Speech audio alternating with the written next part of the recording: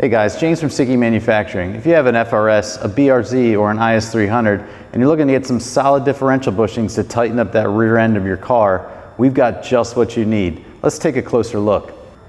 These bushings are machined from 6061 billet aluminum right here at SIKKY in the USA. These bushings can improve wheel hop and extend the life of your drive shaft U-joints. If you're trying to extract the maximum performance out of your FRS, BRZ, or IS300, these bushings will surely remove some of that unwanted rear end movement under hard acceleration. Make sure you check out the install guide on our YouTube channel where we show you how we install these exact bushings in an FRS. To learn more about the products we make for FRS, BRZ, and IS300, log on to sikky.com or get in touch with one of our knowledgeable sales reps today.